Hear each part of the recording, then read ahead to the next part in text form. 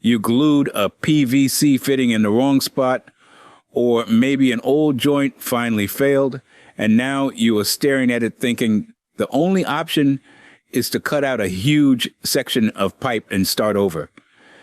I get it. After 3 decades of professional plumbing work, I have seen that look of defeat on so many homeowners' faces. But here is the good news.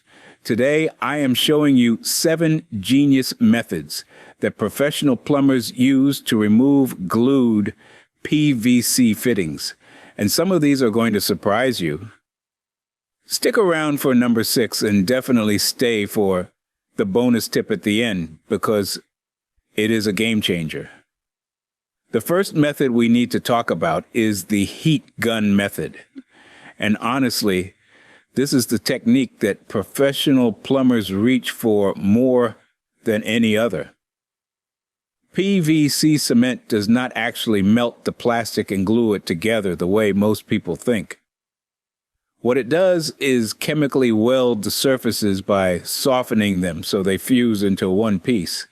The good news is that heat can reverse this process to a degree, making the joint pliable enough to separate.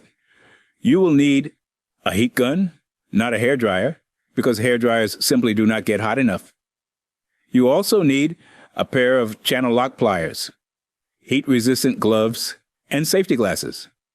Before you begin, make absolutely sure the line is fully drained and there is no water anywhere near your work area. Water and extreme heat create steam, and steam burns are serious business. Start by setting your heat gun to around 500 to 600 degrees Fahrenheit. Hold it about 3 to 4 inches away from the fitting and keep it moving in a circular motion. You never want to hold the heat in one spot because PVC will scorch, bubble, and release some pretty nasty fumes if it gets too hot. Work your way around the entire fitting, heating it evenly for about 2 to 3 minutes. You will notice the PVC starting to look slightly different, almost like it is sweating a little. That is your signal that the cement is softening. Now grab your channel locks and try twisting the fitting while pulling outward. Do not yank it. Apply steady pressure with a back and forth rotating motion. If it does not budge after 30 seconds of trying, apply more heat and try again. Patience is everything here. The joint did not get glued in 5 seconds, and it is not coming apart in 5 seconds either. One important note. This method works best on fittings that are 2 inches in diameter or smaller. Larger fittings hold more cement and require so much heat that you risk damaging the pipe before the cement lets go. The second method that every homeowner should know is the cut and coupling method. Now, I know what you are thinking. You came here to learn how to save the fitting, not cut it out. But here is the reality that 3 decades of plumbing has taught me. Sometimes the smartest move is knowing when to cut your losses, literally. This method is your guaranteed fallback when nothing else works. And doing it correctly means you only lose about 2 inches of pipe instead of ripping out an entire section. You will need a hacksaw or a PVC ratchet cutter, a new coupling that matches your pipe diameter, PVC primer, and PVC cement. First, make your cut about 1 inch away from the fitting on the side where you have enough pipe to work with. Keep your cut as straight as possible because an angled cut makes for a weak joint later. Once the fitting is free, you need to remove the little stub of pipe that is still glued inside it if you plan to reuse the fitting. Use a utility knife to score the inside of the fitting, then work it out carefully. Most of the time, though, fittings cost so little that it makes more sense to just grab a new one. Now clean up the cut end of your existing pipe with some sandpaper or a deburring tool. Apply primer to both the pipe end and the inside of your new coupling. Let it sit for about 10 seconds. Then apply cement to both surfaces and push them together with a quarter-turn twist. Hold it for 30 seconds and do not disturb the joint for at least 15 minutes. The reason I love this method as a backup is because it works 100% of the time, regardless of how old the joint is or how well it was glued. The third technique on our list is the internal PVC cutter method, and this one is a real favorite among professionals working in tight spaces. An internal pipe cutter is a specialty tool that goes inside the pipe and cuts the fitting away from the inside out. This means you can preserve the full length of your main pipe run and only sacrifice the fitting itself. The tool looks like a metal cylinder with an adjustable cutting blade inside. You attach it to a standard drill, insert it into the pipe until it reaches the fitting, and let the blade do the work. Internal cutters come in different sizes, so make sure you buy one that matches your pipe diameter exactly. The most common sizes for residential work are 1/2 inch, 3/4 inch, 1 inch, and 1.5 inch. To use it, insert the cutter into the open end of your pipe and push it all the way until the blade lines up with the socket of the fitting you want to remove. Tighten the adjustment until the blade just touches the inside wall of the fitting. Start your drill at a low speed and let the cutter score a groove around the inside of the fitting socket. Gradually tighten the blade and repeat until you have cut completely through. Once the cut is complete, the fitting will either fall away or you can tap it off with a rubber mallet. What you are left with is a perfectly clean pipe end ready for a new fitting. This method shines when you have a fitting failure in the middle of a long run and you cannot afford to lose any pipe length. It also works beautifully in finished walls, where cutting out a section would mean major drywall repair. Now, if you're finding this video helpful so far, I'd really appreciate it if you'd hit that like button and subscribe to the channel. It helps this video reach more homeowners like yourself, who would also find this information helpful. All right, let's continue. The fourth method is what I call twist and pull while heating, and it combines the heat gun approach with some specific mechanical techniques that make a real difference. This is essentially an advanced version of the heat gun method, but with a few professional tricks that dramatically improve your success rate. Everything starts the same way. Drain the line, get your heat gun, gloves, and safety glasses ready. But here is where it differs. Instead of just using channel locks, you are going to use two tools working together. A pipe wrench goes on the fitting and channel locks go on the pipe itself. Having two grip points gives you much more control and leverage. Heat the fitting evenly, just like before, but this time focus extra attention on the joint line where the pipe enters the fitting socket. That is where the cement bond is strongest. After about 2 minutes of even heating, grip the pipe with your channel locks to hold it steady. Now use the pipe wrench on the fitting and begin a slow twisting motion, alternating clockwise and counterclockwise. The key word here is slow. You are not trying to force anything. You are working to heat soften cement loose gradually. Every few rotations, pull outward gently while continuing to twist. You will often feel the fitting start to give before it actually releases. When you feel that first little bit of movement, keep going with the same rhythm. Do not get excited and start yanking because you can crack the pipe if you force it. This method works exceptionally well on joints that were glued within the past 24 to 48 hours because the cement has not fully cured.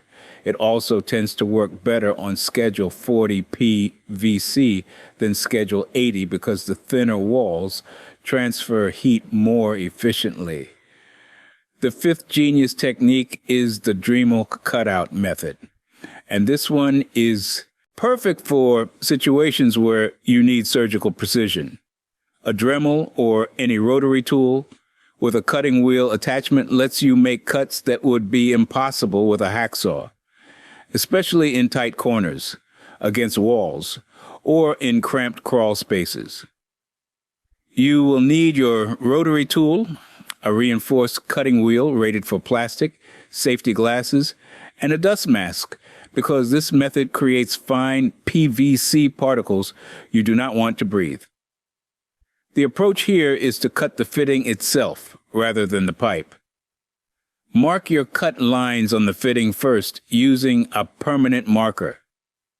You want to cut along the fitting body in a way that lets you peel it away from the pipe like removing a shell. For a 90-degree elbow, this usually means making 2 cuts lengthwise along the curved section.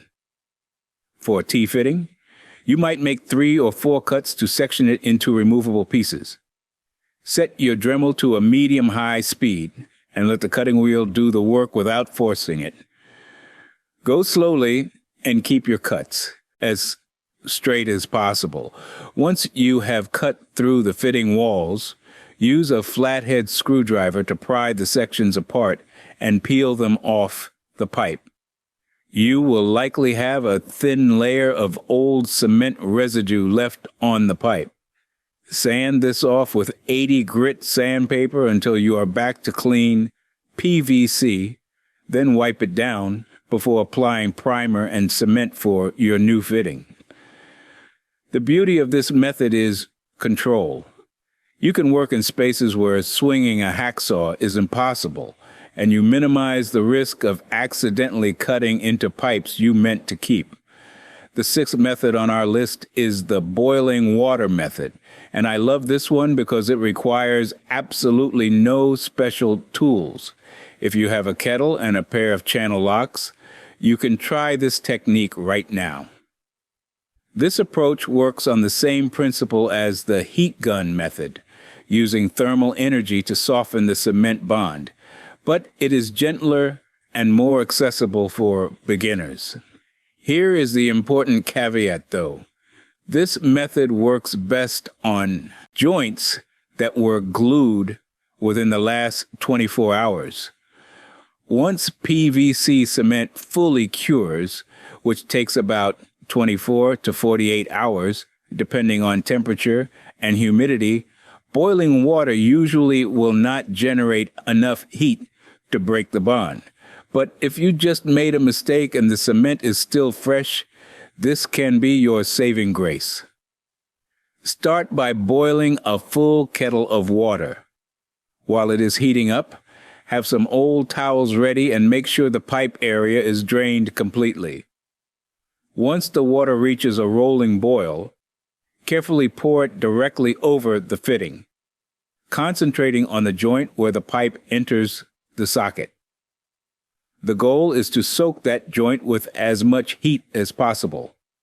Immediately wrap old towels around the fitting to hold the heat in.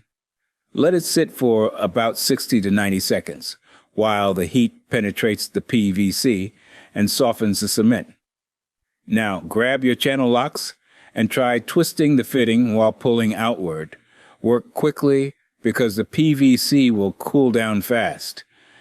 If it does not budge on the first try, repeat the process with fresh boiling water. You can usually try 3 or 4 times before the diminishing returns make it not worth continuing. I have seen this method work beautifully on jobs where a homeowner called me in a panic because they glued a fitting facing the wrong direction. 20 minutes and 2 kettles of water later, the fitting came off, and we repositioned it correctly. No cutting, no couplings, no extra parts needed. The 7th and final method is the freezing spray method, and this one uses the opposite approach of everything we have talked about so far. Instead of heating the joint to soften it, you are going to freeze it to create thermal contraction that can crack the cement bond. You will need a can of PVC safe freeze spray, sometimes labeled as pipe freezing spray or refrigerant spray, along with your trusty channel locks.